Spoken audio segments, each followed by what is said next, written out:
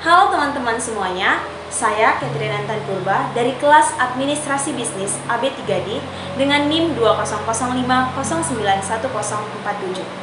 Nah, jadi pada kesempatan kali ini, saya akan berbagi wawasan dan menjelaskan kepada teman-teman sekalian tentang apa saja jenis-jenis komunikasi bisnis. Secara garis besar, komunikasi bisnis dibagi menjadi dua bagian.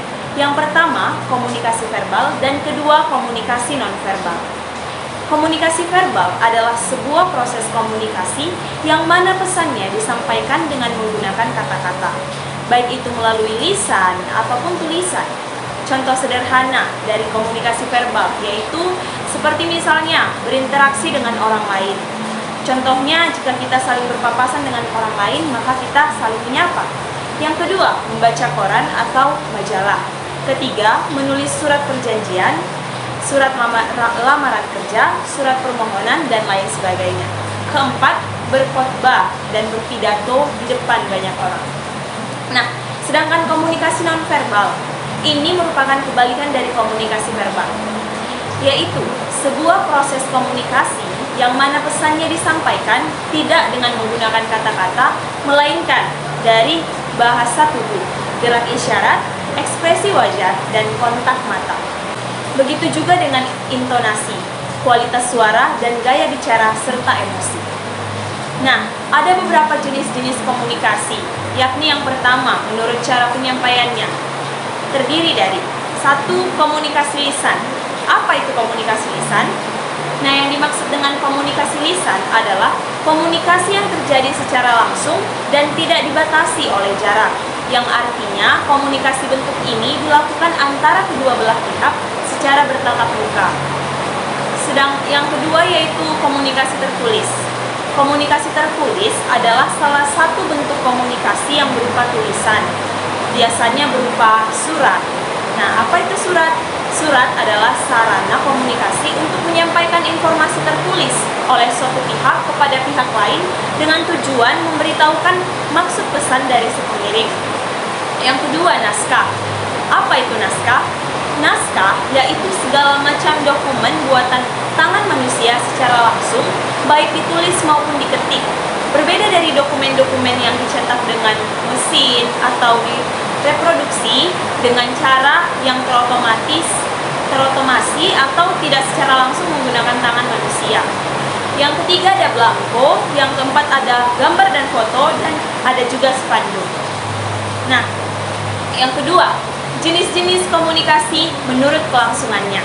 Apa saja jenis-jenis komunikasi menurut kelangsungannya? Nah, yang pertama ada komunikasi langsung. Komunikasi langsung ini adalah komunikasi yang dilakukan tanpa bantuan, tanpa campur tangan, dan juga tanpa perantara ataupun media komunikasi, serta tidak dibatasi oleh jarak. Nah, yang kedua yaitu komunikasi tidak langsung. Komunikasi tidak langsung ini kebalikan dari komunikasi langsung. Nah, jadi komunikasi ini dilakukan melalui perantara, baik itu pihak ketiga atau bantuan alat-alat komunikasi lainnya. Nah, kita masuk ke jenis komunikasi yang ketiga, yaitu jenis-jenis komunikasi menurut perilakunya.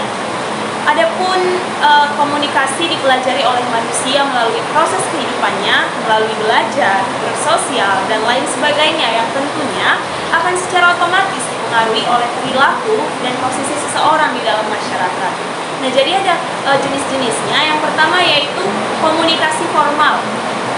Nah, komunikasi informal dan komunikasi non-formal. Kita masuk ke yang pertama yaitu komunikasi formal. Apa sih itu komunikasi formal? Komunikasi formal biasanya terjadi dalam suatu organisasi. Komunikasi ini seperti biasanya sudah mempunyai aturan dan tata caranya sendiri menurut rules dari organisasi atau perusahaannya. Contohnya itu seperti seminar atau presentasi diskusi, presentasi ilmiah. Ada juga komunikasi informal.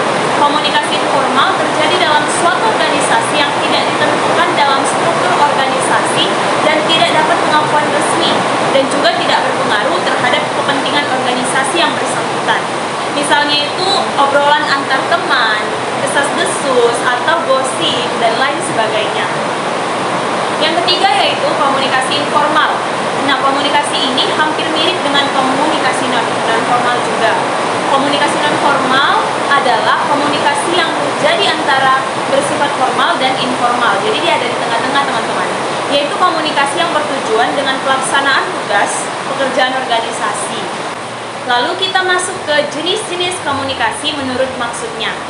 Menurut maksud dilakukannya komunikasi, ada beberapa komunikasi yang jika diperhatikan, dilakukan dengan maksud tertentu dari yang menyampaikan informasi tersebut.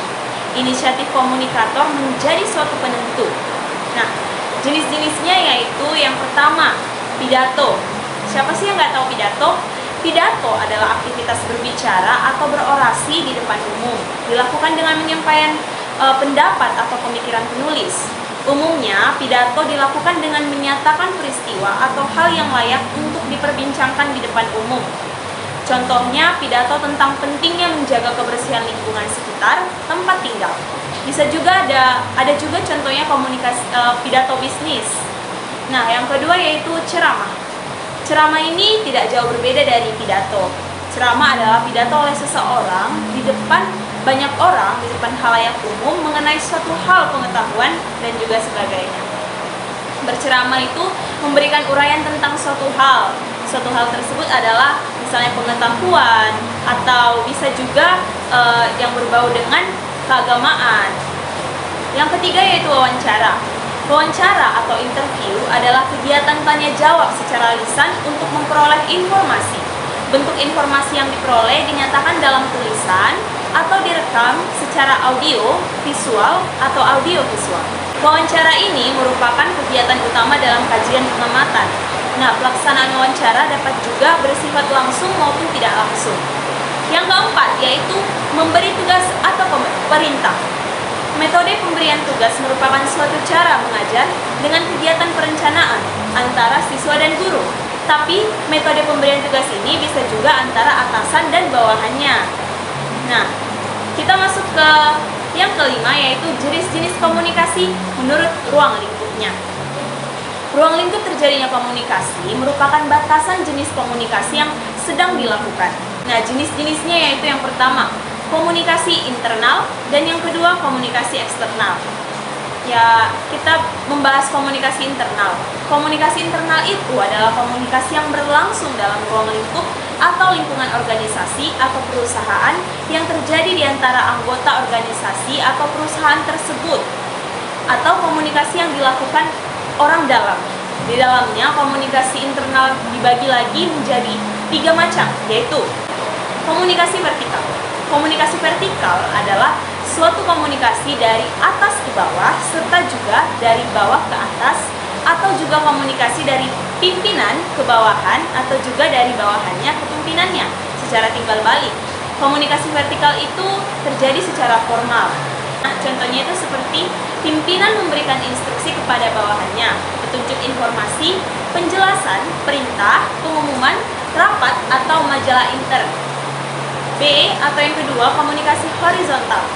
Komunikasi horizontal adalah komunikasi secara mendatar. Misalnya, komunikasi antara karyawan dengan karyawan, dan komunikasi ini sering sekali berlangsung secara tidak formal, teman-teman. Yang ketiga, yang C, yaitu komunikasi diagonal. Komunikasi diagonal yang sering juga dinamakan komunikasi silang cross communication adalah komunikasi dalam organisasi antara seseorang dengan orang lain yang satu sama lain berbeda dalam kedudukan dan sebagainya dan bagian. Sebagai contohnya, komunikasi yang berlangsung antara guru mata pelajaran dengan staf tata usaha. Nah, kita masuk ke yang kedua yaitu komunikasi eksternal. Komunikasi eksternal merupakan komunikasi yang berlangsung antara organisasi kepada pihak masyarakat yang ada di luar organisasi atau perusahaan tersebut. Nah, dalam komunikasi eksternal ini terdapat beberapa contoh, yaitu yang pertama eksposisi pameran, promosi publikasi, yang kedua konferensi pers, yang ketiga siaran televisi, radio, dan sebagainya, keempat bakti sosial atau bantuan sosial, pengabdian pada masyarakat. Kita masuk ke yang keenam, yaitu jenis-jenis komunikasi menurut aliran informasi. Adapun jenis-jenis komunikasi menurut aliran informasi yaitu yang pertama komunikasi satu arah yang merupakan komunikasi yang berlangsung dari satu pihak saja. Kedua, komunikasi dua arah yaitu merupakan komunikasi yang bersifat timbal balik atau feedback Dalam hal ini, komunikasi diberi kesempatan untuk memberikan respons atau yang feedback yang tadi saya katakan kepada komunikatornya. Kita masuk ke yang ketujuh, yaitu jenis-jenis komunikasi menurut aliran informasi.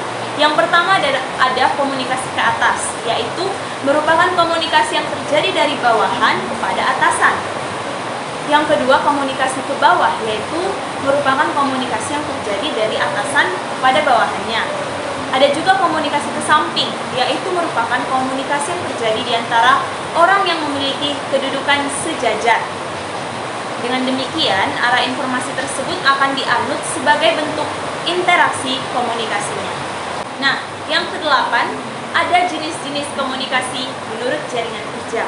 Yang pertama yaitu komunikasi jaringan kerja rantai, yaitu komunikasi terjadi menurut saluran hierarki organisasi dengan jaringan komando sehingga mengikuti pola komunikasi formal. Yang kedua yaitu komunikasi jaringan kerja lingkaran.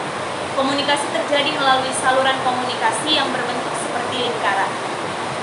Yang ketiga, komunikasi jaringan bintang. Nah, komunikasi ini terjadi melalui satu sentral dan salurannya yang dilalui lebih pendek.